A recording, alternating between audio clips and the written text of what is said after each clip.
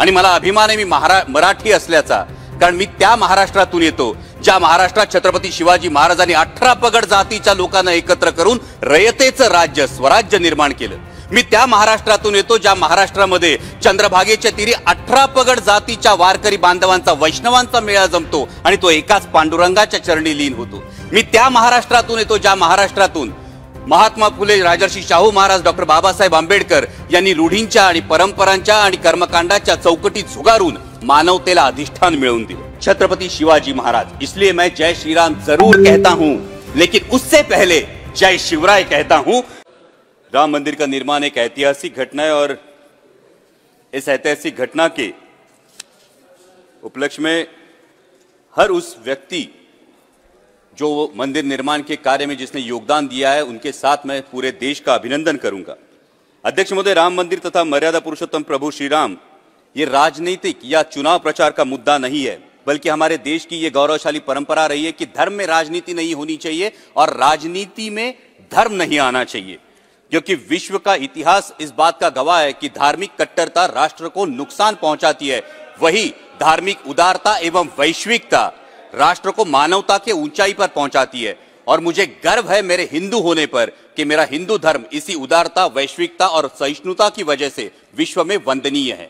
आणि मला अभिमान आहे मी मराठी असल्याचा, कारण मी त्या महाराष्ट्रातून येतो ज्या महाराष्ट्रात छत्रपती शिवाजी महाराजांनी 18 पगड जातीच्या लोकांना एकत्र करून रयतेचं राज्य स्वराज्य निर्माण केलं।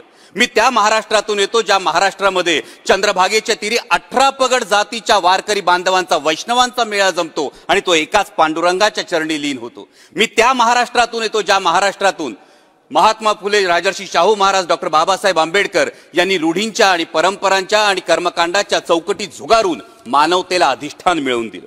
अध्यक्ष महोदय, राम मंदिर देश की आस्था का विषय है, भक्ति मार्ग का विषय है और भक्ति मार्ग में माध्यम, साधन और साध्य, इन 3 चीजों का बहुत महत्व होता है। जैसे हम पूजा पाठ करते हैं या जाप करते हैं या आरती करते हैं, ये माध्यम हुआ, सामने मूर्ति रखते या फोटो फ्रेम रखते हैं, ये साधन हुआ, और साध्य होता है परमात्मा से आत्मा का संवाद।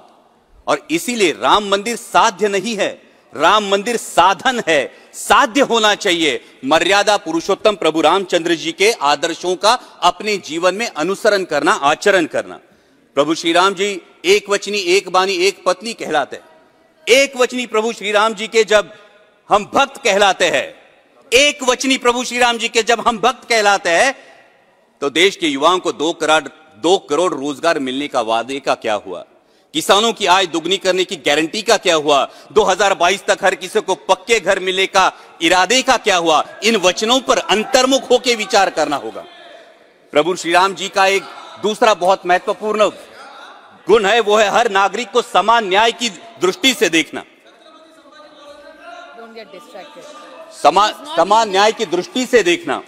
लेकिन समस्त देशवासी देख रहे हैं, जब आईस मतलब इनकम टैक्स, सीबीआई, ईडी की जब कार्रवाई होती है तो सिर्फ सत्ता पक्ष के नहीं, विपक्ष के नेताओं पर, सर 2 मिनट, विपक्ष के नेताओं पर होती है। और जैसे ही कोई सत्ता पक्ष का दामन थाम लेता है तो भ्रष्टाचार के आरोप पर ईडी की कार्रवाई, सब नामो निशान मिट जाता है। तो क्या ये समान न्याय दृष्टि है? अध्यक्ष महोदय, मैं जो प्रस्ताव, अध्यक्ष महोदय मैं राम मंदिर पे आ रहा हूं। अध्यक्ष महोदय मैं राम मंदिर पे आ रहा हूं। मैं नारायणगांव से आता हूं, जो तमाशा पंडरी कहलाती है। और तमाशा लोकनाट्य ये महाराष्ट्र की बहुत बड़ी परंपरा रही। प्रस्ताव से सहमत हैं या असहमत हैं, इस पर बोलिए आप।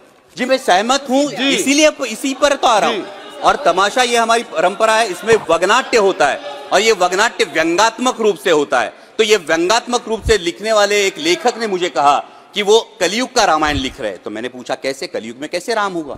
कलयुग में राम लल्ला आएंगे लेकिन रामायण कैसे होगा? तो वो वगनाट्य लेखक ने मुझे कहा, देखो रामायण में कांचन वृक्ष का लालच दिखाकर रावण ने सीता का हरण किया था। कलयुग में ईडी, सीबीआई, इनकम टैक्स का डर दिखाकर चुनाव चिन्ह, पार्टी और नेताओं का हरण होता है। रामायण में सीता मैया अशोकवन में विलाप कर रही थी, आज लोकतंत्र कलयुग में विलाप कर रहा है। तो मैंने पूछा, सर सिर्फ 2 मिनट दीजिए। तो मैंने पूछा इस पे उपाय क्या है, क्योंकि रामायण में तो हनुमान जी ने समुद्र लांघकर सीता मैया को राम जी की अंगूठी दी और उनका ढाढ़स बांधा। उन्होंने बोला आज भी हो सकता है। मैंने पूछा कैसे? उन्होंने बोला उन्हीं हनुमान जी से प्रेरणा लेकर समस्त देशवासियों को झूठी गारंटी और झूठे प्रोपेगेंडा का समुद्र लांघकर मतदान की अंगूठी देनी होगी और लोकतंत्र का ढाढ़स बांधना होगा। अंत में अध्यक्ष महोदय, आई एम कंक्लूडिंग। अंत में मेरी ही रची एक कविता की पंक्तियां सुनाकर मैं अपनी वाणी को विराम दूंगा और इसी के साथ एक कलियुग के उदाहरण का मैं जिक्र करना चाहूंगा। अध्यक्ष महोदय, कलियुग में एक ऐसा उदाहरण है जिन्होंने यह आदर्श प्रस्तापित किया कि इंसान धर्म के लिए नहीं बल्कि धर्म इंसानों के लिए बनाए, और वो आदर्श है छत्रपति शिवाजी महाराज। इसलिए मैं जय श्री राम जरूर कहता हूं, लेकिन उससे पहले जय शिवराय कहता हूं, कारण छत्रपती शिवाजी महाराजच होते ज्यांच्यामुळे अंगणातली तुळस, मंदिरातले देव, गोठ्यातली गाय आणि घरातली माय सुरक्षित राहिली, ज्यांनी राज्याभिषेकाच्या वेळी राजदंड स्वतःच्या हाती ठेवून धर्मसत्ता राजसत्तेच्या वर नाही तर तिच्या खांद्याला खांदा लावून लोकांच्या कल्याणासाठी राबवली गेली पाहिजे, हा आदर्श प्रस्थापित किया।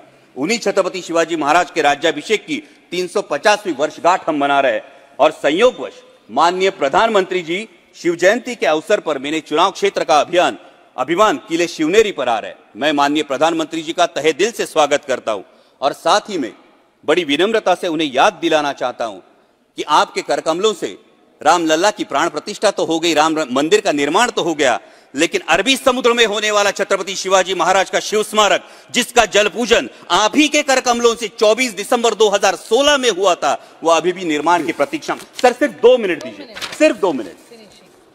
और इसी के साथ बराबर एक्सटेंड हो रहे हैं सर, उसी शिव स्मारक, एक ही स्पीकर हूं सर, और उसी शिव स्मारक के साथ मेरे चुनाव क्षेत्र शिवनेरी किले के परिसर में शिव संस्कार स्मारक बनाया जाए, जिससे देश के युवाओं को माता और मातृभूमि के लिए सर्वोच्च योगदान की प्रेरणा मिलती रहे। और अंत में मेरी कविता की पंक्तियां सुनाकर मैं अपनी वाणी को विराम दूंगा। मंदिर का निर्माण हुआ, रामलल्ला भी विराजमान हुए। मंदिर का निर्माण हुआ, रामलल्ला भी विराजमान हुए।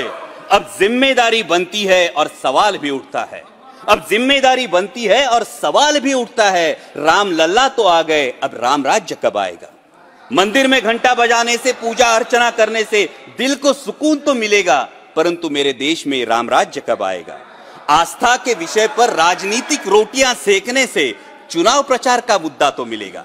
आस्था के विषय पर राजनीतिक रोटियां सेकने से चुनाव प्रचार का मुद्दा तो मिलेगा, परंतु मेरे देश में राम राज्य कब आएगा?